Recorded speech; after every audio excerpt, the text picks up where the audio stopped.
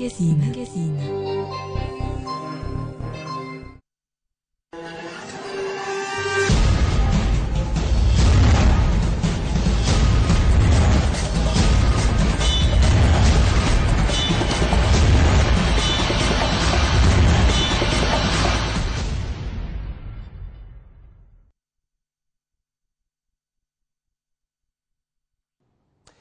Si vous êtes à l'étranger, nous sommes à Kinshasa. Bienvenue à tous dans ce magazine qui vous est présenté chaque fin de week-end, chaque vendredi. Nous allons faire le point dans ce magazine. Ça fait débat avec des invités comme d'habitude. J'ai sur ce plateau Janvier Tchouvo qui est de l'opposition politique. Vous êtes ici dans le cadre d'acteurs politiques indépendants. Bienvenue dans cette émission. Et de l'autre côté, Fumu Toto de la Troisième Voie, habitué également à cette émission. Billy Kambale de l'UNC et Albert Dieka, cadre de l'UCC. Bienvenue à tous. Merci. Alors, on va commencer cette émission par une maxime. Je préférerais commencer cette émission par une maxime d'un écrivain, diplomate et académicien français. Il s'appelle Paul Morand. Voici ce que Paul Morand a dit. « Mieux vaut la bêtise des peuples qui s'ignorent que la haine des gens qui se connaissent. » Je reprends. Mieux vaut la bêtise des peuples qui s'ignorent que la haine des gens qui se connaissent. Ce sera bien évidemment le soubassement de notre premier sujet, puisque nous en avons deux qui s'invitent sur ce plateau. Le premier, les expulsions massives des Congolais qui vivent au Congo-Brazzaville. Ce sera notre premier sujet. Et le second, le dernier, c'est l'arrivée prochaine du secrétaire d'État américain à Kinshasa, John Kerry. Alors, on va commencer cette émission, comme je le disais, avec des acteurs politiques congolais. Vous êtes fouineurs, je vous appelle ici, vous êtes ici pour décrypter des faits d'actualité. Voici ma première question. Il y a quelques jours, le président Kagame était à Brazzaville dans le cadre d'une visite. Président Kagame, président du Rwanda, à Brazzaville dans le cadre d'une visite. Juste après son départ, on a entendu, on a assisté à une vague d'expulsion de Congolais. Alors j'aimerais qu'on aille au-delà des analyses superficielles. Comment comprendre une simple visite d'un président chez son homologue du Congo-Brazzaville puisse entraîner des manières vraiment inhumaines l'expulsion de nos frères qui vivent au Congo-Brazzaville? Je commence par M. Albert Dieka. Oui, merci beaucoup, même si vous êtes parti de la pensée d'un Français. Mais vous savez, la haine de ceux qui se reconnaissent, ça vaut pire parce qu'ils sont en train de connaître ce qu'ils sont en train de faire. Mais alors un peuple qui ne connaît pas, qui ne s'assume pas, eh bien, tout à fait, c'est pardonnable parce que ce peuple... Ça se lie avec la situation de Brazzaville. Hein. Bon, de toute façon, monsieur le journaliste, il faut vraiment faire une lecture entre les lignes.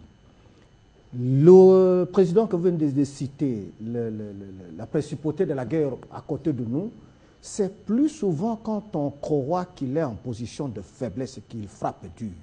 Et nous ne pouvons pas tout simplement festoyer, dire oui, l'absence de fusillade, nous venons de mettre fin à la fusillade, eh bien, nous sommes épargnés de l'appétit glouton des principautés de guerre autour de nous. Bien sûr, Kagame peut faire tout ce qu'il veut.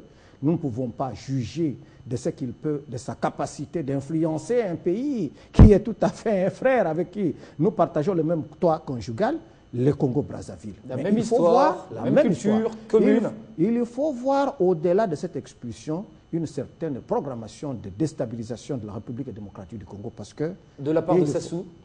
C'est possible, je vous dis, parce que ce n'est pas une opération migratoire de routine. Parce que si c'est une expulsion migratoire de routine, nous connaissons les règles en matière d'expulsion des indélicats et les services devraient être contactés. Encore faudrait-il... Qu'est-ce que Sassou gagne dans cette affaire? Parce qu'il court pratiquement vers son dernier mandat. C'est vous qui le dites. Le Congo fait l'objet de convoitises. Et les convoitises ne sont pas seulement les convoitises lointaines. Encore, les convoitises peuvent être plus rapprochées. Je vous parle des principautés de guerre autour de nous, alors que nous sommes en train de repenser nos plaies pour construire et consolider la démocratie. Tout est possible, mais ce n'est pas en nous lamentant. C'est en nous concentrant, en nous en voyant beaucoup plus l'intérêt supérieur de la nation pour détecter dans les non-dits. Il faut chercher dans les expressions les non-dits. Justement, c'est pour ça que vous êtes ici. Monsieur Billy Kambale, qu'est-ce que vous y voyez derrière cette rencontre de deux chefs d'État qui a conduit immédiatement après à l'expulsion massive de Congolais qui vivent à Brazzaville? Est-ce que vous avez une analyse tout à fait particulière à donner par rapport à ça? On ne comprend rien. Et c'est toujours la même question qui me sont posées pratiquement, ou les mêmes questions qui me sont posées pratiquement par les petits peuples. Qu'est-ce qui se passe entre Kinshasa et Brazzaville? Non, ce qui se passe entre Kinshasa et Brazzaville est une situation qu'il faut considérer dans son entièreté. Je crois que vous avez posé la vraie problématique. Tout ceci nous arrive pourquoi? Parce que justement, la République démocratique du Congo, notre pays, a une histoire. C'est dans cette histoire que nous pouvons puiser l'essentiel de ce qui nous arrive aujourd'hui. Nous avons été un pays au cœur du continent africain. L'après-indépendance, nous l'avons négocié en mettant à la tête de notre pays un gouvernement qui malheureusement a été un gouvernement conflictuel. Malheureusement, juste après, le héros de l'indépendance est parti. 5 ans après, Mobutu est arrivé, Mobutu qui était le chouchou des Occidentaux, et il a géré de main de fer dans ce pays pendant 32 ans. Mais regardez ce qui s'est passé dans sa gestion. Mobutu a été un chef d'État qui, sur le plan diplomatique, on peut parler de l'apogée parce que l'histoire du Congo, par des années 60-65, c'était les débuts de la diplomatie congolaise. Les années 60-90, c'était les années de l'apogée de la diplomatie. Les années 90-97, c'était les années d'une diplomatie de quémande où on n'avait plus pratiquement de diplomatie.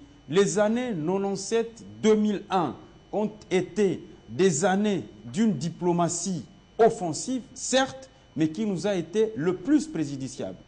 Les années 2001 jusqu'à nos jours sont des années d'une diplomatie qui veut en même temps se rechercher, mais ce sont des incompétents et des incapables qu'on met à la tête de la diplomatie congolaise. Mais des gens Billy, qui n'ont aucune vision d'une diplomatie. Je vous ai posé une question. Voici maintenant la vérité. Voilà.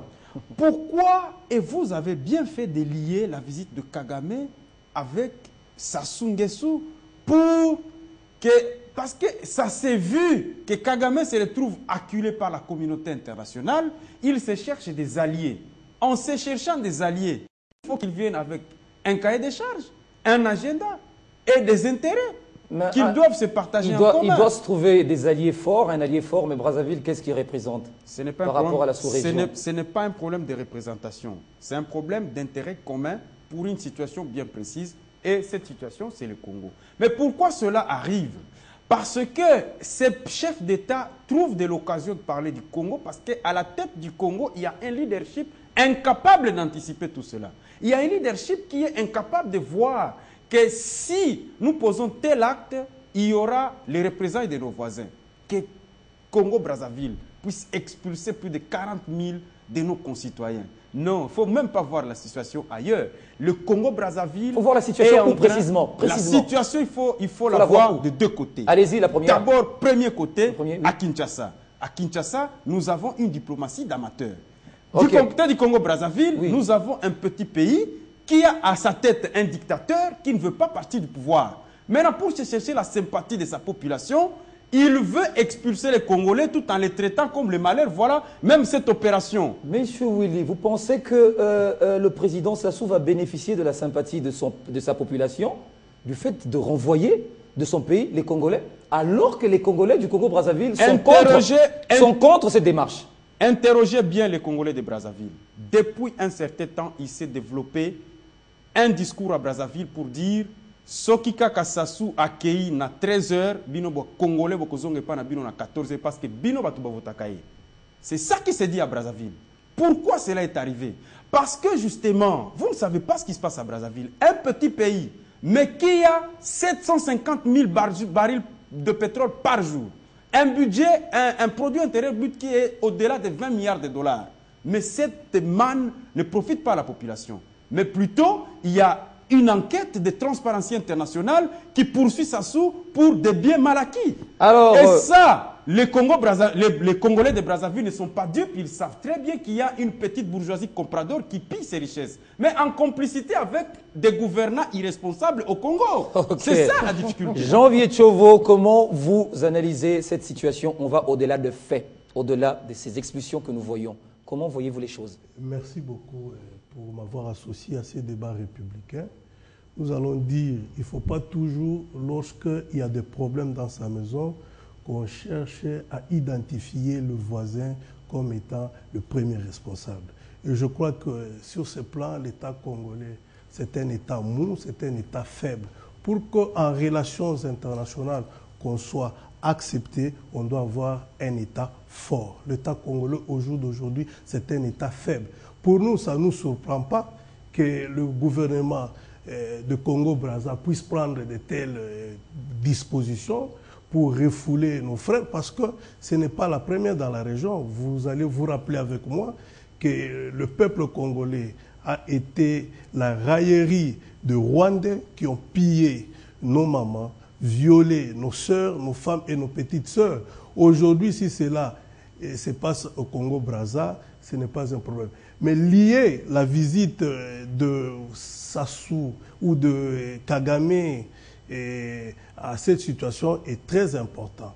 Parce que, vous savez, la diplomatie congolaise, son défaut, c'est d'être là où il ne faut pas être. La diplomatie congolaise s'emploie à être dans des organisations qui ne profitent pas au peuple congolais.